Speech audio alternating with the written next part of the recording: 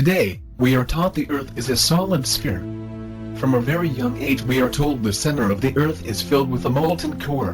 We are taught the Earth was once a large liquid sphere of molten lava revolving around the Sun. We are told over time the crust of the Earth cooled and hardened into the surface we currently inhabit. We are told there are several facts which led scientists to this theory. We are told of volcanoes, which spew lava from inside. We are told Earth has magnetic field, which is produced by a rotating molten iron core. You may also have been shown how a liquid behaves in zero gravity. It compresses itself into the smallest ball it could make. What we are not shown is what happens when it's rotating. We're about 25 millimeters in diameter, and inside this sphere are a whole bunch of little tiny air bubbles. And we will see what the angular acceleration due to rotation does to these air bubbles as a function of time.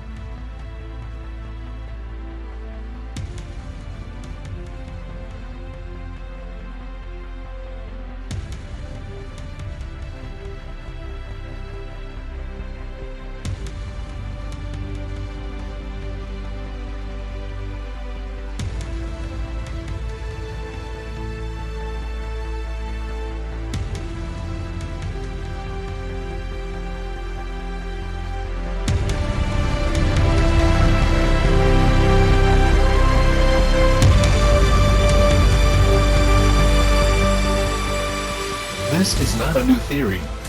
Sir Edmund Halley was a famous English astronomer and mathematician.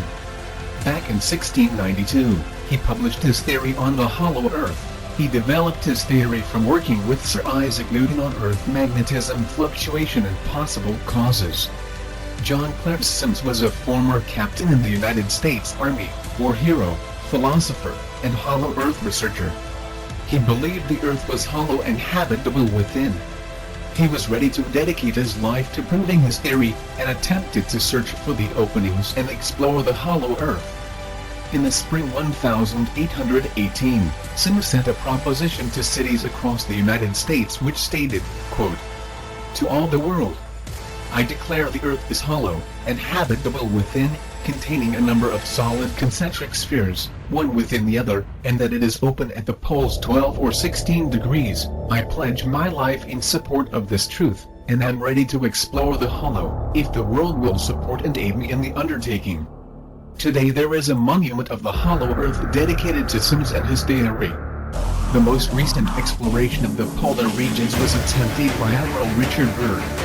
This man became an expert after making many flights over both poles and mapping the Antarctic.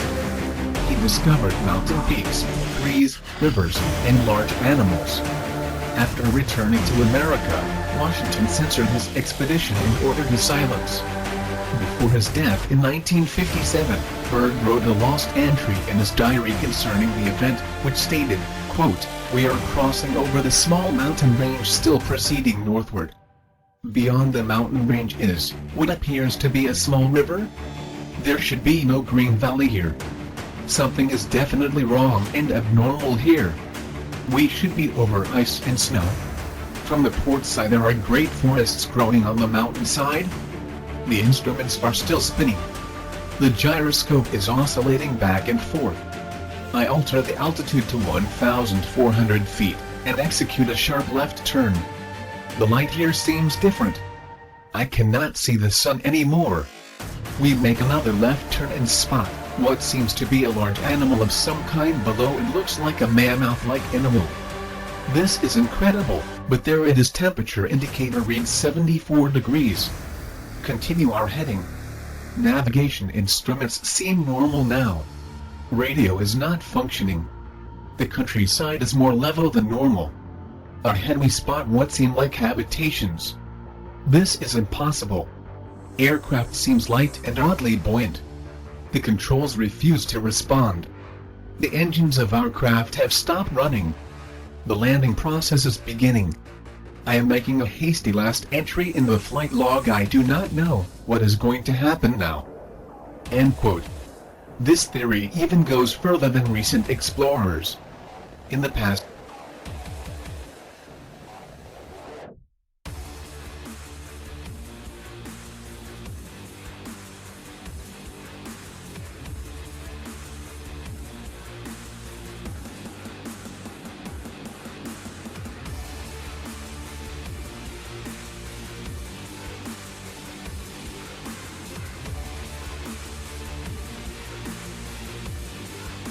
coming from inside the earth.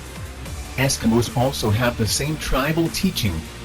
The Shawnee claim a civilization of whites lived in what is now Florida, and returned to the caves of the earth. Incas have similar folklore. You may wonder about the inner sun. A possible explanation would be cold fusion. The subject of cold fusion does not seem to enjoy much credibility in the USA. Some scientists regard cold fusion as a pseudoscience. Yet many countries in the world are pouring enormous sums of money into hard scientific research on the matter. Some scientists have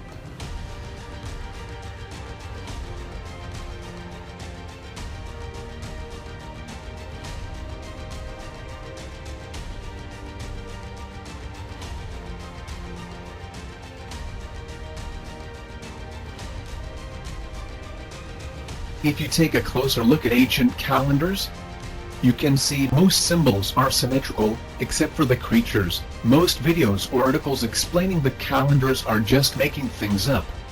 These calendars are not telling us of time, they do not tell us anything about the heavens, they are all maps. The Mayan calendar is a map of the concave planet. It would get one to wonder why it is that Hollywood would even want to push this conspiracy theory. Of what the Mayans predicted, it was just disinformation. These artifacts are evidence that there is a hollow earth. In the past, humans could have possibly had some interaction with other beings living beneath us, or even possibly originated from the underground. The animals on these calendars do not represent different years, but all the living creatures living on the concave plane that is the earth. You can see what exactly represents the sun giving light to one part of the earth, and darkness to the other. You can also see, at least in the Mayan map, there is a layer of water underneath the land. In the past, the Vatican and the governments they controlled stood firmly on their beliefs that the earth was flat. Some say it was out of fear that the public would realize they were wrong, and that the public would begin to question the credibility of the organizations they received their information from.